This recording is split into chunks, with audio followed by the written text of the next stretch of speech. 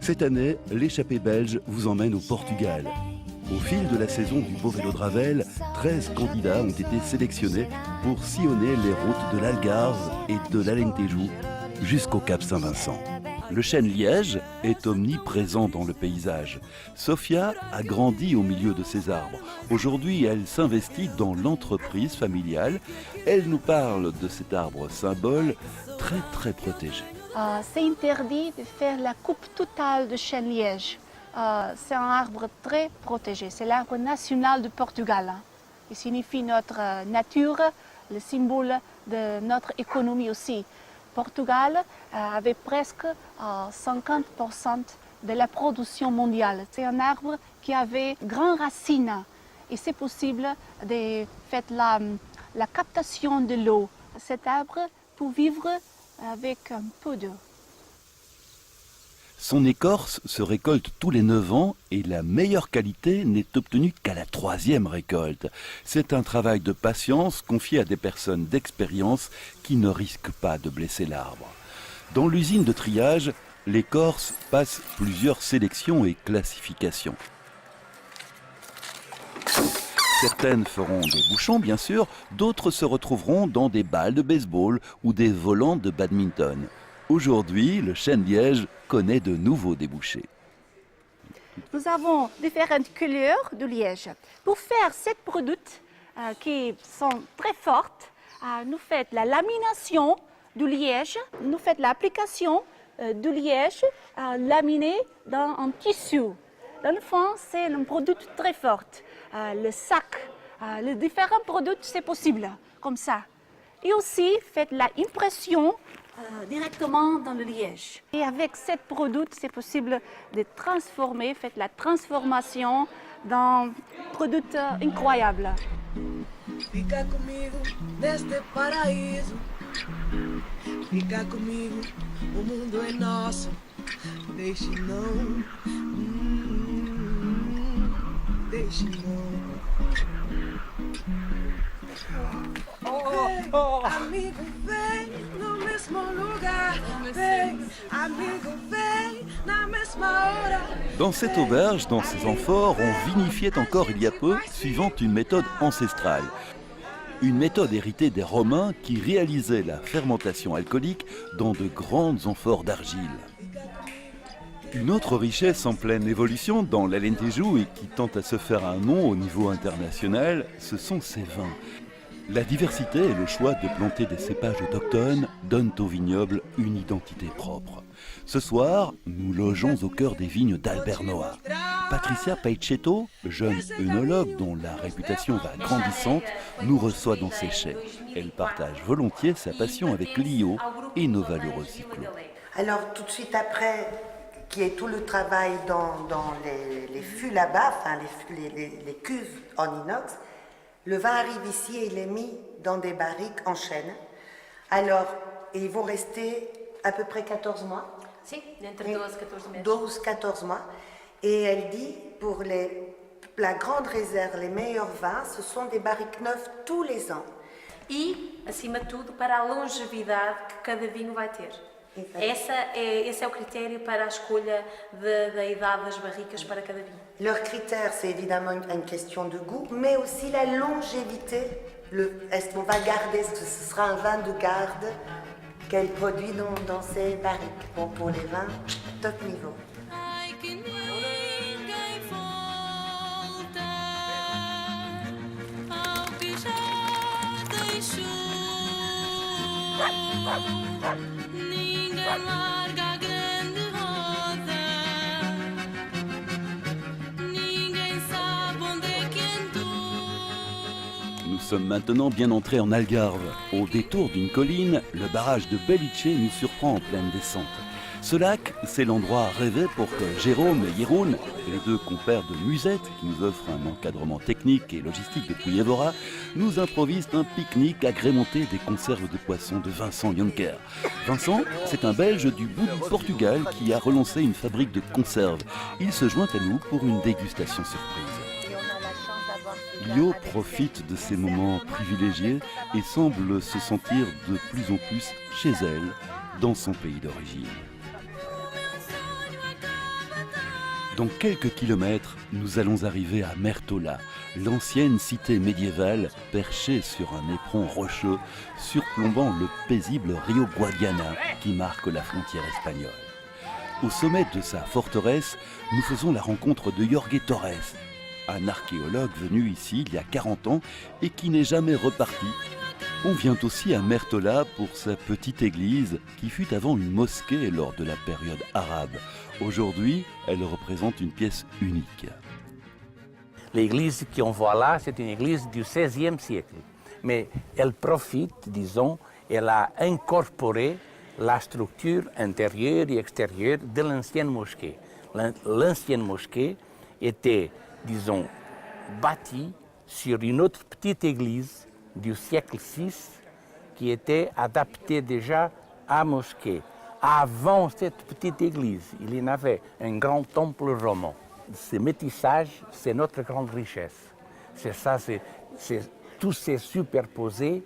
On reçoit les gens qui viennent, on les intègre, on les transforme et on reste. Les gens qui viennent, beaucoup de fois, restent plus portugais que les autres. Que l'on soit croyant ou pas, les églises sont souvent des lieux où le corps s'exprime. Lio se prépare à bientôt nous laisser en chemin pour retourner vers sa famille, qui vit plus dans le nord du pays. Pour elle, cette échappée belge s'est transformée en pèlerinage, aux résonances intérieures très intenses. En tout cas, ce que je peux vous dire, c'est ce que j'ai vécu dans ce moment, ça a beaucoup de valeur pour moi, énormément. Je remercie tous les jours la vie de m'avoir donné cette chance et d'être là où je suis aujourd'hui avec vous, vraiment. Et effectivement, le coin de terre que je veux, c'est chez moi, là où je suis née, et accueillir les miens ici. Et ce voyage vous a conforté dans Oui. cette idée? Ah, complètement. Complètement, à 3000%. Je sais que ça viendra à moi parce que je suis juste. Je suis sur un chemin qui est juste pour moi.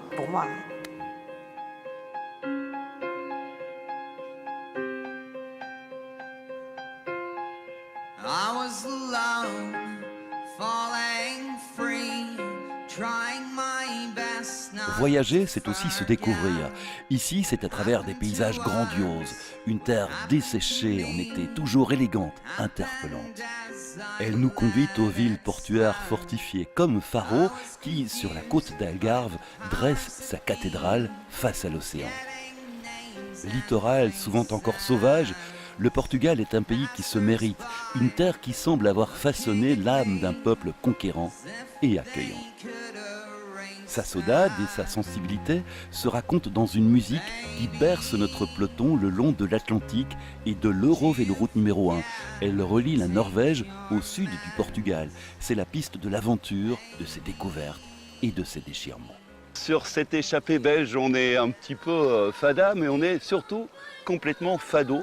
Cette musique donne de la profondeur au paysage que nous traversons.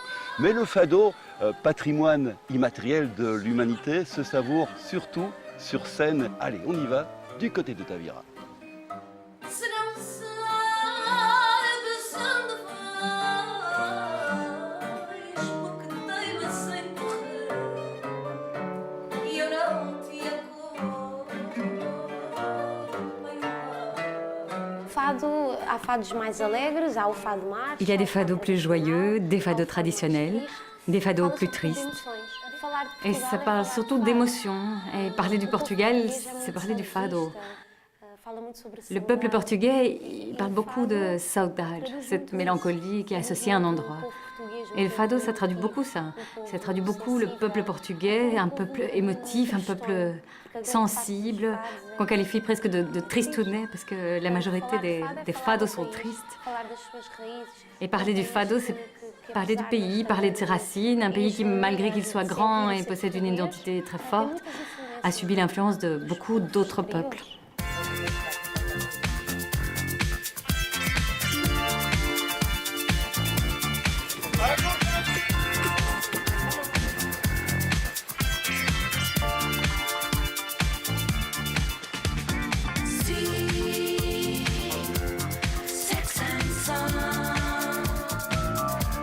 Le soleil. Une expérience unique attend encore 2 de nos candidates. Une expérience sensible, sensuelle presque. Nous l'avons réservée à la part féminine du groupe. Aller nager avec des dauphins. Nous laissons le hasard choisir ses privilèges. Dans ce centre marin, au-delà de l'expérience de la rencontre des dauphins, tout un département est dédié à la revalidation d'animaux en difficulté. Dauphins et tortues, entre autres, sont soignés ici pour être rendus à la mer une fois leurs forces retrouvées. Le contact semble bien passer entre Annick, Anne et ces gentils mammifères marins. C'est extraordinaire, c'est jusqu'au fin fond que tu te sens faire. On dirait qu'ils prennent toutes tes émotions négatives comme ça. C'est vraiment, c'est génial, c'est super. Je sais pas, on était un peu énervés, et ils ont tout enlevé. On était au paradis. Franchement, génial. L'échappée belge, c'est pas que de la visite. On s'entend bien, on s'entraide, on soigne les bobos, ils nous poussent dans l'arrivée des montées. Voilà. En plus, ce sont des beaux hôtels, c'est de la bonne nourriture, c'est des super belles soirées, c'est beaucoup d'amusement. Donc c'est hyper génial. En tout cas, un grand merci pour toute cette belle expérience. Ça, je crois que c'est inoubliable.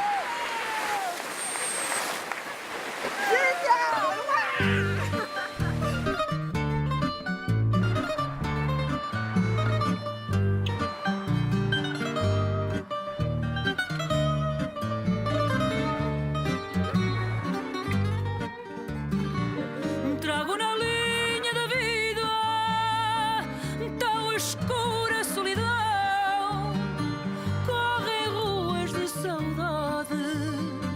Là où la terre rencontre le ciel et la mer, c'est presque le bout du monde pour les beaux héros du Ravel qui savourent et partagent les derniers kilomètres de cette échappée belge. Sou uma estátua esquecida nas praias do fim do mundo. Arrivé au Cap Saint-Vincent, le bout du continent européen, le bout du voyage, le bout du rêve pour tous ces échappés belges.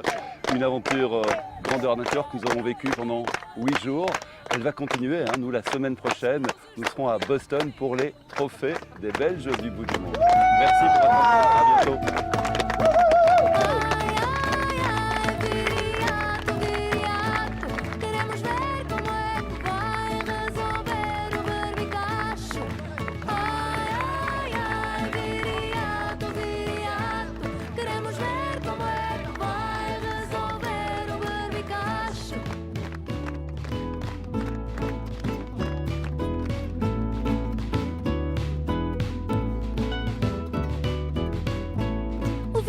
Saiu cedinho